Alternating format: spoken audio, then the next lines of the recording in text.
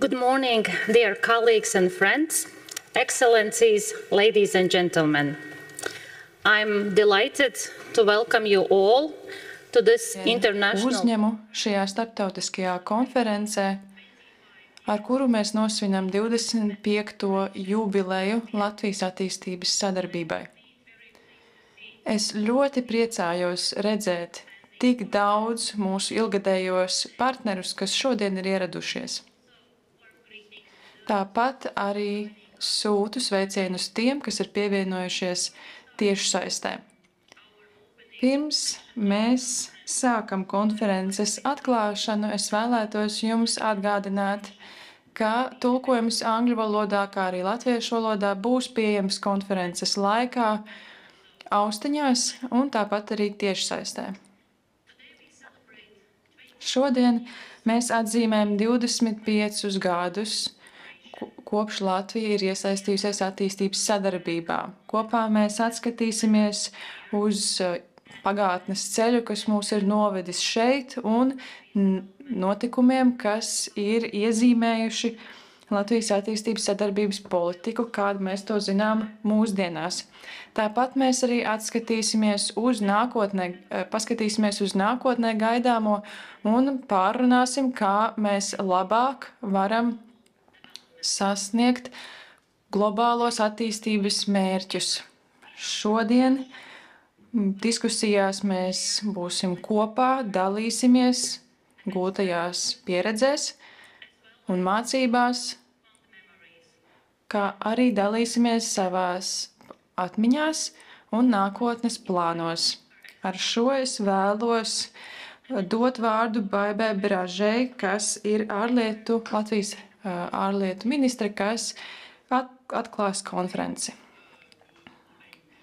Labrīt visiem, kas ir ieradušies šeit un tāpat arī tiešsaistē. Es esmu ļoti priecīga šeit šodien atrasties. Ar prieku redzu pārstāvjus no ESAO, tāpat arī vēstniekus, it īpaši Ukrainas vēstnieku, un tāpat arī kolēģis no nevalstiskā sektora, privātā sektora un valdības. Šodien mēs atzīmējam 25. gada dienu Latvijas attīstības sadarbībai. Un tāpat arī atzīmējam to, ka vakar bija ieradies neoficiālā vizītē Ruandas prezidents. Mēs kopā spriedām par kopējo attīstību Ruandā un tāpat arī darījām to Ņujorkā. Satikāmies ar vairāk kā 80 valstu vadītājiem un ministriem.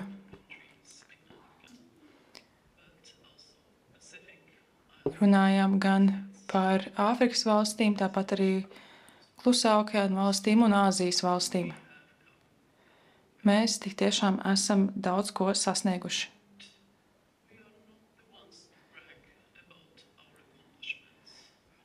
Mēs gan nelielāmies par saviem sasniegumiem. Atceros, ka viens no ministriem teica, jūs tik daudz ko esat paveikuši latvieši, bet jūs pārāk neplātaties ar to. No sākuma kļuvām 98. gadā par donoru. Strādājām, lai pārliecinātos, ka ir ietekme, efektivitāte un kvalitāte mūsu darbos. Mēs turpināsim strādāt. Mēs esam attīstījušies kā demokrātijas aizstāvji. Mēs zinām, ka tas ir iespējams. Atcerieties, ka no Latvijas vēstures 50 gadus mēs bijām okupēta valsts un bija vairāk cilvēku, kuri ticēja, ka mēs atgūsim savu neatkarību. Mēs to sasniedzām, neklausoties tajos skeptiķos, analītiķos un citos, kas to noliedz. Tāpat mēs arī veiksmīgi izveidojām demokrātiskās institūcijas, atjaunojām tās, valdības izveidojām, un mēs esam veiksmīga demokrātiska republika. Mēs ticām, ka arī citi to var paveikt. Ilgtspējīga ekonomiska attīstība ir pamat nepieciešamība.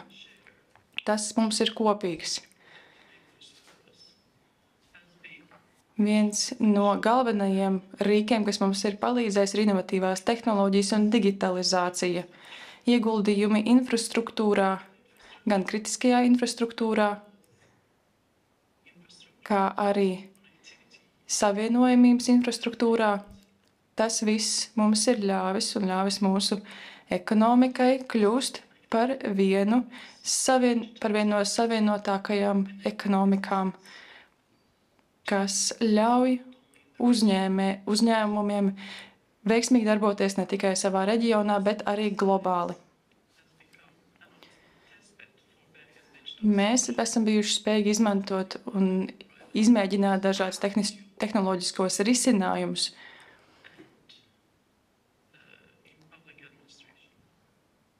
gan publiskajā administrācijā, gan citvieti. Mēs tiešām varam dalīties ar šo pieredzi un tāpat arī ar digitālajiem izaicinājumiem visā pasaulē. Saprotams, ka Āfrikā esošā infrastruktūra atšķiras no mūsējās. Ar mūsu sadarbības un attīstības sadarbības projektiem mēs galvenokārt vēlamies nodot savas prasmes. Mēs guvām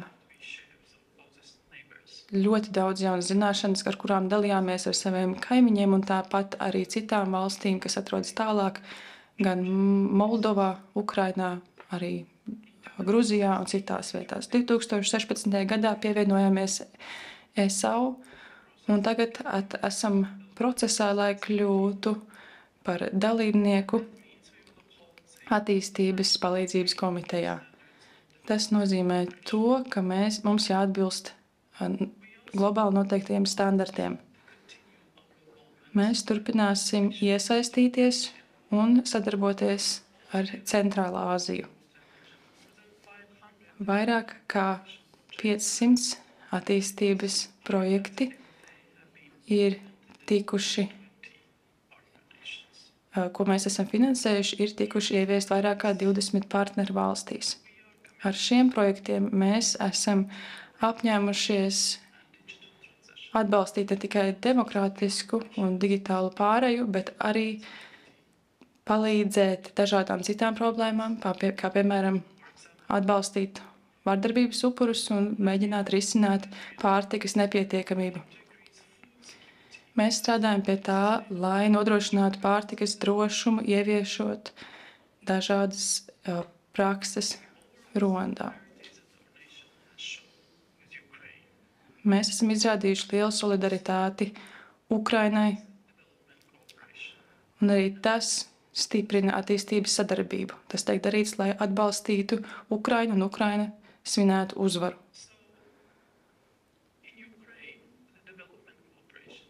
Ukrainā attīstības sadarbība šobrīd norisinās ne tik tradicionālā veidā, un mēs šobrīd aktīvi iesaistamies, lai attīstītu Černihivas reģionu gan privātajos sektoros, gan valdības, gan publiskās administrācijas sektoros. It īpaši gribu minēt centru Marta, kas sniedz sievietēm un meitenēm praktisku palīdzību, kas ir cietušas no seksuālas vardarbības konflikta dēļ. Mēs atbalstām rehabilitāciju, atbalsta centrus. Centrs Marta dara visu, kas iespējams, lai atvieglotu šos cilvēkus no ciešanām. Runājot par finansēm 2022. gadā, Latvija apsolījās sniegt 0,6% no IKP Ukrainas atbalstam. Mēs uztveram savus solījumus nopietni un turpināsim to darīt arī nākotnē. Ja mūs ievēlēs nākamajā jūnijā ANO drošības padomē, mēs ņemsim vērā dažādos reģionos esošo valstu vajadzības un nepieciešamības. Mēs esam izveidojuši sadarbības aģentūru. Tur tiek veikti pēdējie soļi, lai novērtētu sniegumu. Tādējādi mēs varēsim veidot turpmākas sadarbības un partnerības. Tas noteikti tiks vēlāk paskaidrots no Zanes puses. Šodien es vēlētos jums visiem pateikties. Pateikties ir tīpaši privātajam sektoram un nevalstiskiem sektoram par jūsu atbalstu, par attīstības sadarbību un tāpat arī par mērķi, ko mēs cenšamies sasniegt. Vai tas būtu Ukrainas mērķis gūt uzvaru mūsu visu vārdā, vai arī palīdzēt upuriem, kas cietuši no vardarbības, vai gūt nepieciešamās prasmes, vai dalīties zināšanās. Mēs neesam sala, mēs esam visi savienoti, un mums visiem ir kaut kas, ko sniegt, un kaut kas, ko mēs varam mācīties. Paldies!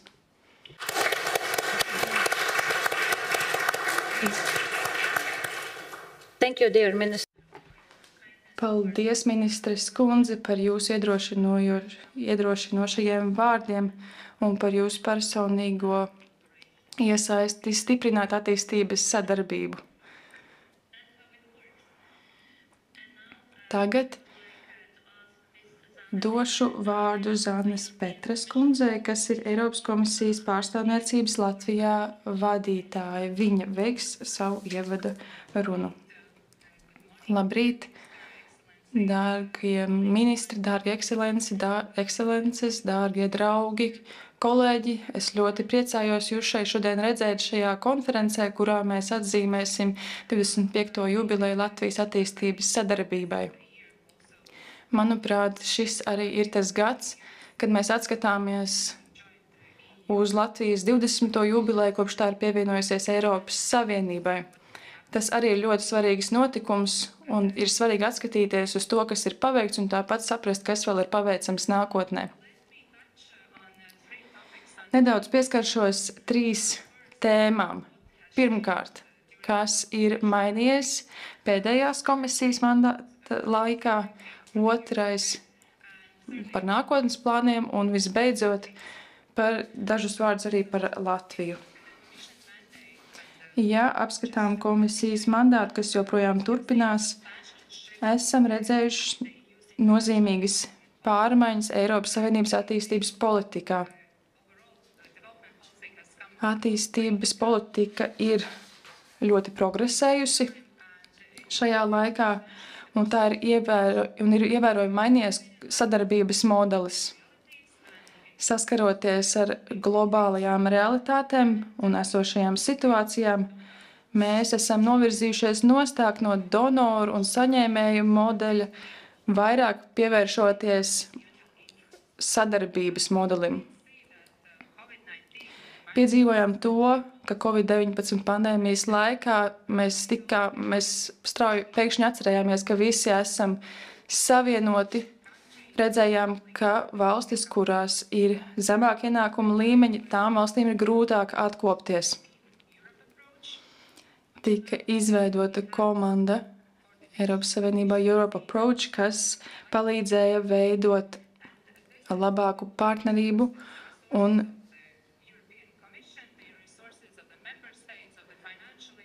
no turienes tiek gūti avoti, tiek gūti ienākumi gan no finanšu sektora, un tāpat arī pilsoniskajām sabiedrībām. Tāpat tas ir mugurkauls, kas satur kopā mūsu sadarbības un palīdz mums izveidot globālās stratēģijas. Tagad nonācām pie Global Gateway Strategy, kas tika izveidot 2021. gadā, kas nosaka pārredzamas digitālas transakcijas, un tāpat arī mērķus, kas stiprinās veselības aprūpes sistēmas, pētniecības sistēmas un daudzas citas visā pasaulē. Vakar tika veikts pārunas par jau tagad sasniegto un to, kā starptautiskās partnerības tikušas ieviestas praksē.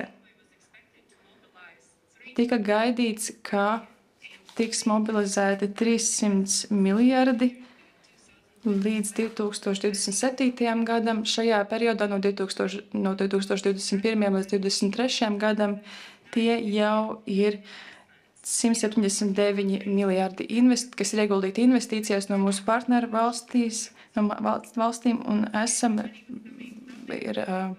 piedzīvojuši, ka tiek ieviest arī 225 projekti.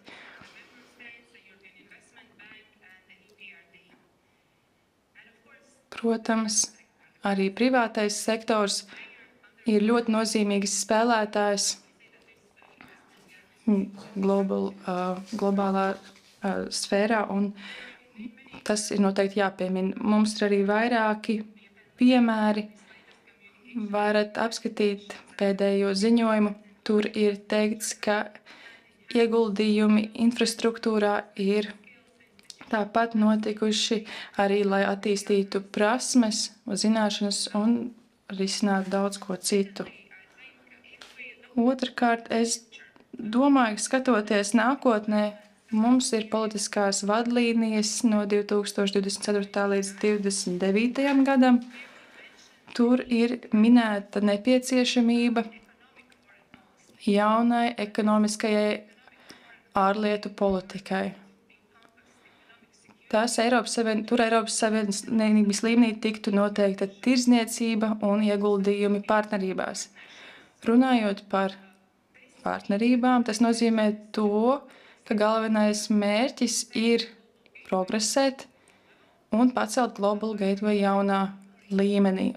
Un arī ieviest integrētāku pieeju, kur mēs apskatītu infrastruktūru kopā ar ieguldījumiem, tirdzniecību un makroekonomikas atbalstu. Tāpat tiek mobilizēts Eiropas Savienības dalību valstis, Eiropas Investīciju banka un jāņem vērā arī privātais sektors. Eiropas komisija strādā pie tā, kā izveidot ilgtspējīgu un noderīgu apusēju partnerību. No manas pieredzes es varu minēt to, ka tieši tas ir tas, ko partneru valstis vēlas. Viņi nevēlas modeli donors un saņēmējs, bet gan apusēju partnerību, kas ir balstīta uz abu pušu interesēm. Skatoties nākotnē, tas nozīmē to, ka tiek ņemtas vērā apusējās intereses gan no dažādu reģionu valstīm, no dažādiem kontinentiem. Tas nozīmē to, ka sadarbība tiek stiprināta.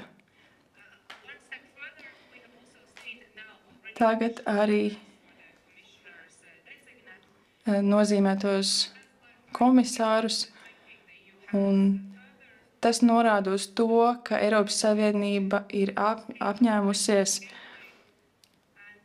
strādāt pie konkrētām tēmām un strādāt arī pie kvalitātes. Protams, mēs nevaram piemērot visu šo pašu principu visām valstīm.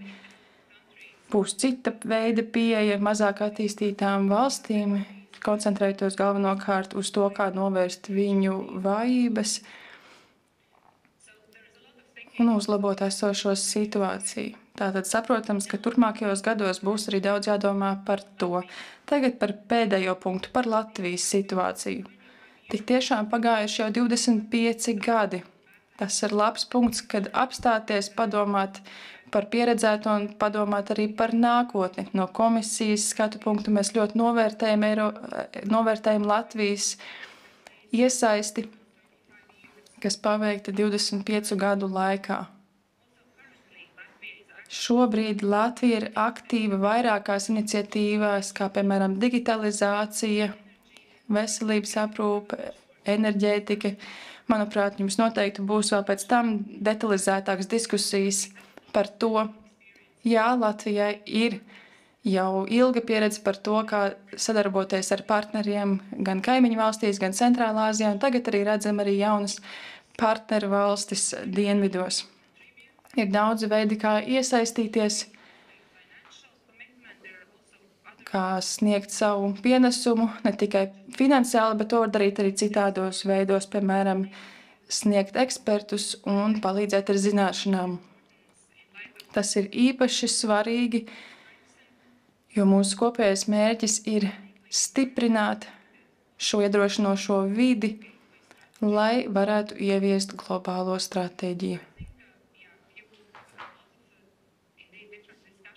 Jūs noteikti šodien diskutēsiet daudz par šiem aspektiem.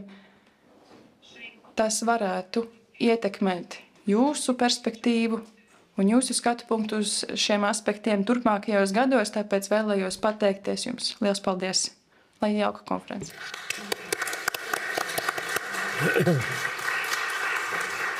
Thank you, Zane, and Paldies, Zāne, un tagad es gribētu izmantot iespēju pateikties jums un Eiropas komisijai par brīnišķīgu sadarbību, kas mums ir bijuši šo gadu gaitā. Un tagad došu vārdu un sirsnīgi sveikšu man bijušo kolēģi, SAO lielisku draugu, SAO attīstības palīdzības komitejas vadītāju Karstenu Staurkungu. Karsten, vārds jums. Liels paldies, Ivita! Paldies jums visiem! Man ir liels prieks būt šeit šorīt un piedalīties svinīgajā pasākumā par godu Latvijas attīstības sadarbības 25. jubilejai. Tas ir ārkārtīgi svarīgs jautājums, kas risina globālās problēmas saistībā ar nabadzību un cīņu pret klimata pārmaiņām. Latvija ir pievienojusies SAO attīstības palīdzības komitejai, un es vēlos arī pastāstīt, ko mēs darām komitejā. Tātad attīstības palīdzības komiteja spēlē nozīmīgu lomu, lai vadītu un koordinētu donoru valstu centienus sniegt attīstības palīdzību. Mūsu centieni ir turpinājušies vairāk nekā 60 gadus, un tas iezīmē ļoti būtisku punktu attīstības sadarbībā. Mēs atbalstām ekonomikas attīstību ilgtermiņā, un tāpēc tas ir tāds ilgtermiņa pūliņš, lai izskaustu nabadzību, un joprojām tas ir arī ļoti būtisks finansēšanas avots visnabadzīgākajiem pasaulē, kas palīdz veicināt ilgtspējīgu attīstību, veicināt pārvaldību un noturību. Mūsu uzdevums ir arī veicināt sadarbību un politiku, lai dot savu pienesumu ilgtermiņa attīstības mērķa īstenošanā, ilgspējīgas attīstības veicināšanā un nevienlīdzības izskaušanā starp valstīm, kā arī nabadzības izskaušanā un tādas nākotnes attīstībā, kam nebūs jābūt atkarīgai no donoru ziedojumiem.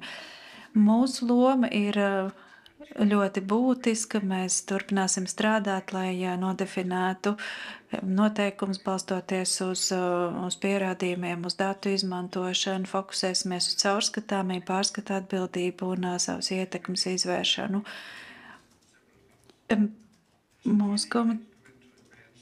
Mums ir būtiski īstenot savus noteikumus un rekomendācijas, ko ir komiteja attīstījusi kopš 60. gada, un DAC vadlīnijas un atsauces dokumenti ir jāizmanto arī formulējot attīstības politikas. Lai to izdarītu, DAC ir brīnišķīga vieta, kur savstarpēji mācīties, kur tīkliem iegūt praksi, un Latvija jau piedalās šajos centienos. Mēs mudinām jūs turpināt šo darbību un paplašināt arī savu iesaisti visā DAC sistēmā. DAC pārstāvi arī visi ir vienisprātis, ka ir ļoti būtiski arī īstenot šo pārskatu atbildību, lai mēs, balstoties uz šo informāciju, varētu labāk politiku īstenot. 2023. gadā mēs sasniedzām rekorda augstu līmeni, $224 miljardus lielu atbalstu sniedzām, un tas ir ārkārtīgi liels sniegums salīdzinājumā ar iepriekšējiem gadiem. palīdzības skaitļi pēdējos gados, pat ja mēs izslēdzam izdevumus, palīdzība Covid-19 gadījumā, palīdzība Ukrainai, tā ir palielinājusies par 7,5% salīdzinājumā ar iepriekšējos 5 gados.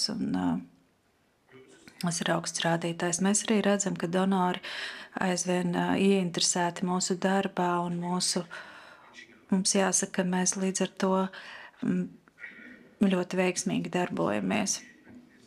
Globālā iesaiste ir ļoti būtiska, lai tā varētu virzīt uz priekšu mūsu darbu ar ārējiem partneriem, lai attīstības sadarbību paplašinātu.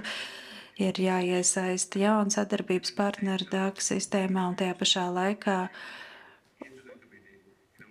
kopienā ir arī jāpiesaista cilvēki, kas ir pieredzējuši citu vietu, lai mūsu darbību uzlabotu. Mēs esam īstenojuši arī dažādus dialogus, kas ir bijuši ārkārtīgi vērtīgi un parādījuši globālo iesaisti un palīdzējuši paplašināt šo sadarbības tīklu DAC. Latvija ir atvērusi jaunu sadaļu sadarbībā ar attīstības sadarbības komiteju, un tas ir loģisks solis, kļūstot par pilntiesīgu locekli. Tas ir tāds ļoti labs solis šajā attīstībā. Šī komiteja arī izskatīs Latvijas dalības pieteikumu, un man ir jāsaka, ka Latvija ir SAO locekli, kas ir ilgtermiņā īstenojusi ļoti labu sadarbību, un tā ir labās pozīcijās izteikt šādu lūgumu, un nākamā gada pirmajā pusē tā varētu kļūt par pilntiesīgu DAC locekli. Jums ir unikāla pieredze, ar kuru jūs varēsiet dot pienesumu mūsu darbībā, tā skaitā attiecības ar partneru valstīm, arī tas darbs, ko Latvija dara, lai saistībā ar digitalizāciju, izglītību, atbalstu sniegšanu Ukrainai, tas būs ārkārtīgi nozīmīgi DAC atbalstam, lai varētu palīdzēt šīs valsts rekonstrukcijā. Pagājušā gadā Ņujorkā pasaules līderi vienojās par paktu nākotnē, un šajā paktā 2. punktā ir teikts, ka mēs šobrīd atrodamies globālās transformācijas situācijā, kur ir katastrofāli riski. Daudzas no tām ir izraisījušas mūsu izvēles. Tas ir globāls pakts, mēs pie tā strādājam klimata izmaiņas, aizvien lielāka politiskā spriedze, aizvien vairāk konflikti un ekonomiskā nevienlīdzība, aizvien lielāka ekstrēmā nabadzība. Un tas, ka Latvija šādā brīdī pievienojas DAC, ir svarīgs solis padziļinātai iesaistēja šo globālo problēmu risināšanā. Es ceru, ka drīz varēšu Latviju sveikt kā 23. DAC locekli, un es ļoti gaidu mūsu kopējo sadarbību nākotnē. Paldies! Thank you, Karsten. Paldies, Karsten! Tik tiešām man ir gods, ka jūs šobrīd esat šeit. Un tagad es gribētu, lai mēs kopā pateiktos visiem 3 šajā rīta runātājiem par viņu pienesumu un brīnišķīgajām prezentācijām. Paldies!